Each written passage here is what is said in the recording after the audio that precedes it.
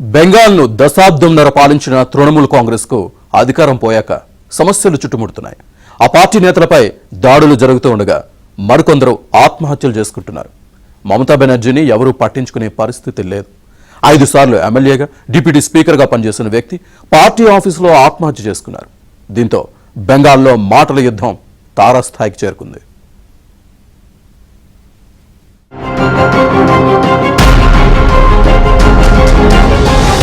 పశ్చిమ బెంగాల్ మాజీ ఉపసభాపతి తృణమూల్ కాంగ్రెస్ ఆశిష్ బెనర్జీ ఆత్మహత్య చేసుకున్నారు.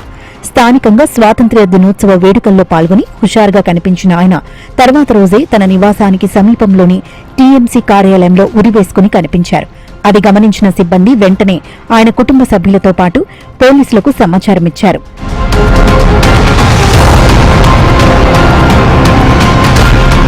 కుటుంబ సభ్యులు, పోలీసులు ఘటనా స్థలానికి చేరుకున్నారు. అయితే ఆయన మృతదేహం పక్కనే పోలీసులకు ఒక సూసైడ్ నోటు కూడా దొరికింది. అందులో తన రాజకీయ జీవితంలో తాను ఎలాంటి అవినీతికి పాల్పడలేదని, ఎటువంటి తప్పు చేయలేదని బెనర్జీ రాసుకొచ్చారు. ఇక మృతదేహాన్ని స్వాధీనం చేసుకున్న పోలీసులు పోస్టుమార్టం నిమిత్తం హాస్పిటల్కు తరలించారు. అనంతరం ఘటనపై కేసు నమోదు చేసి ఆయన మృతికి గల ఖచ్చితమైన కారణాలు తేల్చేందుకు దర్యాప్తు ముమ్మరం చేశారు.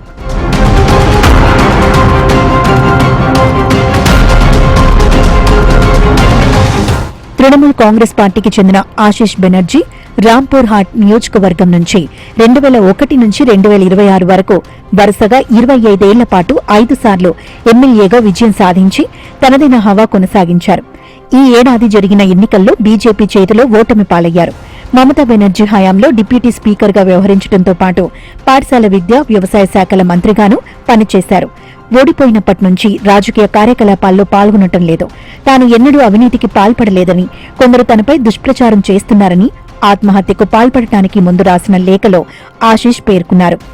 రాజకీయాల్లోకి రావడమే తాను చేసిన పొరపాటంటూ విచారణ వ్యక్తం చేశారు. తన చావుకు ఎవరూ కారణం కాదని పేర్కొన్నారు.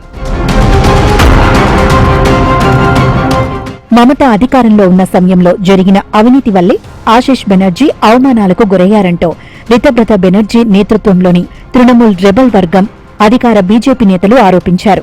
రాష్ట్రంలో బీజేపీ అధికారంలోకి వచ్చిన తర్వాత టీఎంసీ నేతలను వేధింపులకు, అవమానాలకు గురిచేస్తున్నారని మమతా వర్గానికి చెందిన తృణమూల్ నేతలు విమర్శలు గుప్పించారు. తృణమూల్ కాంగ్రెస్ ఓడిపోయాక ఆ పార్టీ నేతలపై ప్రజలు దాడులు చేయటం నిత్యకృత్యమైపోయింది.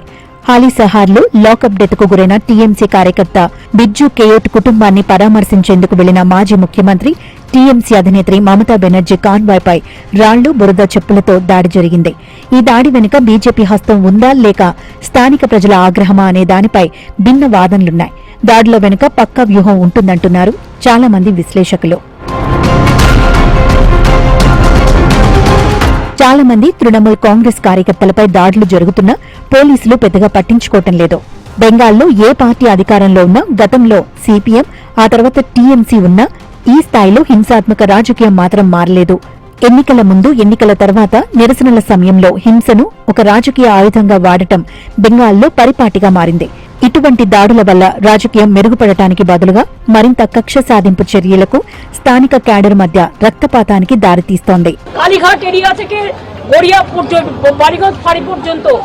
হাইকোর্ট যে পারমিশন দিয়েছিল হেডমাইক অ্যালাউ করবার, সকাল 6টা থেকে ডিজে বানিয়েছে, ডিজে বাজিয়েছে, পুরো এলাকায় তাণ্ডব করেছে সকাল থেকে, আমার বাড়ি থেকে বালিগঞ্জ ফাঁড়ি পর্যন্ত, এবং ভাড়াটিয়া লুম্পেনদের গুন্ডাদের নিয়ে এসছে, মেয়েদের গায়ে যেভাবে হাত দিয়েছে।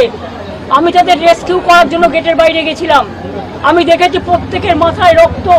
ఈ దాడి ఘటనను మమతా బెనర్జీ ఒక రాజకీయ ఆయుధంగా మలుచుకోవడానికి సిద్దమవుతున్నారు.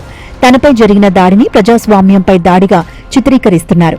టీఎంసీ శ్రేణుల్లో మళ్లీ పట్టు పెంచడానికి, సానుభూతిని కూడగట్టడానికి ఆమె ప్రయత్నిస్తున్నారు.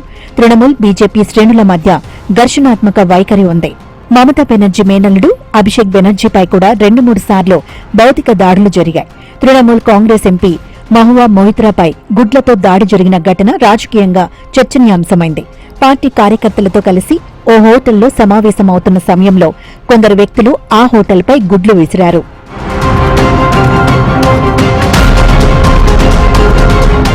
దాడులే కాదు, బెంగాల్లో మిస్టరీ మరణాలకు లెక్కలేదు. అధికారం మారడంతో పాటే రాజకీయ మంటలు మరింతగా చెలరేగాయి. మరణించిన టీఎంసీ కార్యకర్త సంజయ్ కర్మాకర్ కుటుంబాన్ని పరామర్శించేందుకు వెళ్లిన టీఎంసీ జాతీయ ప్రధాన కార్యదర్శి అభిషేక్ బెనర్జీపై గుంపు దాడికి దిగింది. రక్షణ కోసం హెల్మెట్ ధరించి పోలీసుల సాయంతో పరుగులు తీయాల్సి వచ్చింది. అభిషేక్ పై ఘటన జరిగిన మరుసటి రోజే టీఎంసీ ఎంపీ కళ్యాణ్ బెనర్జీపై హుగ్లీ జిల్లా చందీతలలో దాడి జరిగింది. పోలీస్ స్టేషన్ కు సమీపంలోనే దాడి జరగడంతో ఆయన తలకు గాయమైంది. మే 5న కోల్కతాలోని బెలేఘాటాలో టీఎంసీ కార్యకర్త బిశ్వజిత్ మృతదేహం లభించింది. టీఎంసీ దీనిని బీజేపీ దాడిగా ఆరోపించింది. ఒక గుంపు ఆయనను తరమడంతో బిల్డింగ్ పై నుంచి దూకేసి ఉండొచ్చన్నారు పోలీసులు. బీర్భూంలో టీఎంసీ స్థానిక నేత అబీర్ షేక్ హత్యకు గురయ్యారు. సోనార్పూర్కు చెందిన 40 ఏళ్ల టీఎంసీ కార్యకర్త సంజయ్ కర్మాకర్ చనిపోయారు. దీన్ని రాజకీయ హత్యగా అభివర్ణించింది తృణమూల్ కాంగ్రెస్. హుగ్లీ జిల్లాలో టీఎంసీ పంచాయతీ సభ్యుడు సహదేవ్ బాగ్ మృతదేహం పొలంలో లభించింది. టీఎంసీ దీనిని రాజకీయ హత్యగా పేర్కొంది. బీజేపీ మాత్రం తమ కార్యకర్తలకు సంబంధం లేదని తెలిపింది. బురైపూరలో 11 ఏళ్ల బాలికపై అత్యాచారం హత్య కేసులో ప్రధాన నిందితుడైన ప్రభాస్ మండల్ను పోలీసులు కాల్చి చంపారు. పోలీసులు అతడు ఆయుధం లాక్కొని పారిపోవడానికి ప్రయత్నించడంతో ఆత్మరక్షణలో కాల్పులు జరిపామని చెప్పారు. టీఎంసీ దీనిని జంగిల్ రాజుగా అభివర్ణించింది. ఇలా 1 కాదు 2 కాదు వరుసగా తృణమూల్ కాంగ్రెస్ కార్యకర్తలు దాడులకు గురవుతున్నారు. అయితే ఇదంతా ప్రజా ఆగ్రహమే అంటోంది బీజేపీ. కాదు, తమను టార్గెట్ చేశారని చెప్పుకుంటోంది టీఎంసీ. ఏది ఏమైనా శాంతి భద్రతలు అదుపులో లేకపోతే బెంగాల్లో అభివృద్ధి గాడి తప్పే అవకాశం ఉంది.